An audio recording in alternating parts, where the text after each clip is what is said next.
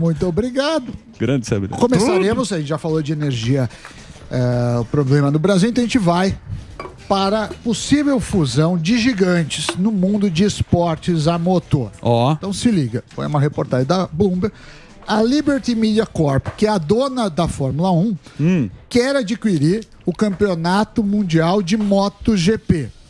São os dois principais campeonatos de esportes a motor.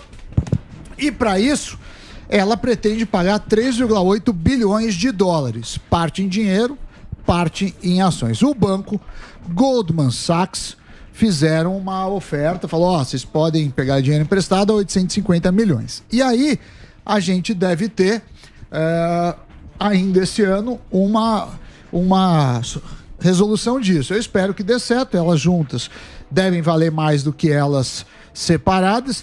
De certa forma, a Fórmula 1 teve uma crise, né? Virou, antes, não sei se vocês lembram, o Galvão Bueno, na TV aberta, depois chegou aí pra Band, mas é uma coisa meio de nicho, não é todo mundo que vê. Então, e não tem um ídolo do brasileiro também. Já faz tempo. Não, mas isso no mundo, né? A fusão, faz tempo, né, que não tem nenhum brasileiro, acho. Exato. Correndo, o último foi o quê? O Massa? Tentamos um Bruno Senna, mas também Tentamos, tem o sobrinho do Fittipaldi também. Não foi, né, Sami? Não foi dessa vez. Enfim, a gente fica torcendo. Agora, outra coisa interessante é que ninguém mais liga pra Fórmula 1. Ninguém liga. Acabou. Quem é nicho, muito, como você falou. Não, mas eu lembro que... Você sabe que TV, vale pra nós também, canais de mídia, você tem duas coisas. Uma é audiência, que te dá prestígio, e a outra é patrocínio. A história da Fórmula 1 é que pega uma bolha muito seleta, um público muito seleto, e aí o patrocínio é muito alto. Então eu já vi várias vezes, em outras emissoras até, programas de pouca audiência serem muito rentáveis porque pegavam um nicho específico e aí você tem um patrocínio. E também já vi o da audiência. Já vi lugares que dá audiência, mas dá prejuízo, porque ninguém quer patrocinar, seja pelo público, seja pelo conteúdo do programa. É verdade. Então a Fórmula 1 pode ser interessante. Agora, outra coisa interessante foi que fizeram um conselho empresarial Brasil e China e fizeram uma pesquisa. A eletricidade liderou os investimentos chineses do Brasil em 2023, sendo 39% do total. Depois veio o setor automotivo com 33%. O setor automotivo cresceu 56%, o setor automotivo chinês. E aí você tem dois componentes, o BYD, que é parceiro nosso, e o GWM.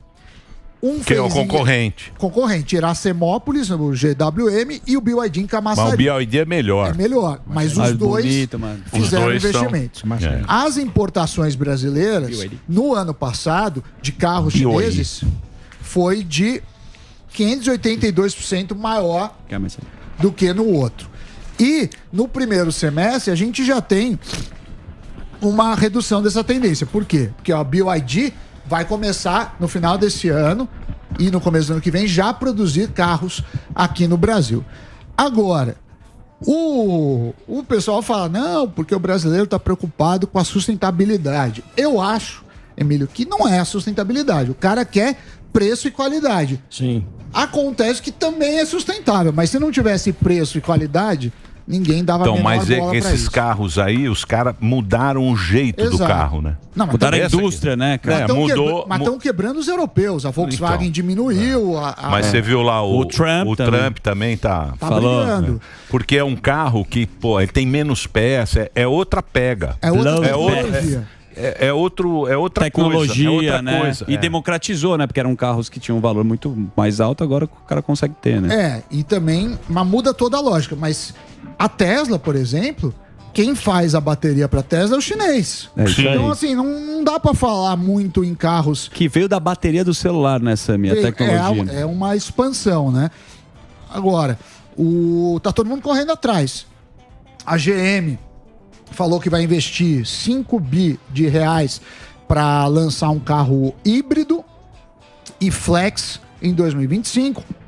A Volkswagen na Alemanha reduziu pela primeira vez, reduziu fábricas por uma questão de custo, está mudando o mundo. E também a forma que as pessoas... Porque o que acontece? A gente chama isso em economia de externalidades positivas. Então, assim, o que adianta só eu ter e-mail? Se só eu tenho e-mail e ninguém mais tem, eu não consigo mandar para ninguém. Carro elétrico é um pouco disso, porque à medida que muita gente vai tendo, você vai compondo uma infraestrutura para recarregar, até para ter um mercado de segunda mão, de você comprar, de trocar peças.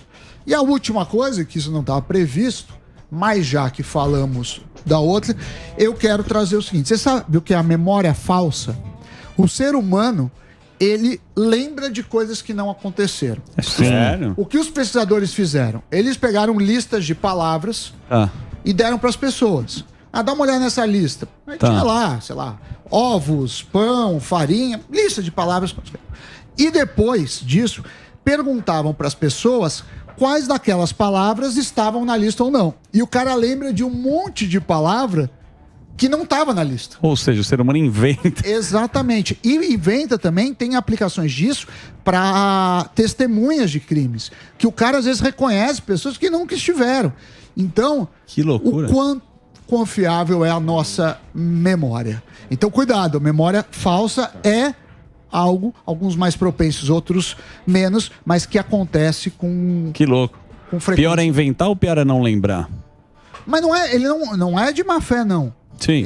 Ele acha que é. Ele acha que existiu. Assim, eu sei disso. Uma falsa memória. Uma falsa memória e acontece muito disso. Então, você vai no podcast, você inventa umas histórias. Exato. Você acha que aconteceu. Exatamente. Você vai lá e conta uma puta história. Mas acontece isso. Acontece. Se você pegar principalmente coisas antigas, a gente tem às vezes uma memória afetiva de uma coisa que não era bem assim. Você fala, não, que saudades daquela época. Principalmente quando é para falar bem de você mesmo. Sim. Aí, aquela época era fantástica.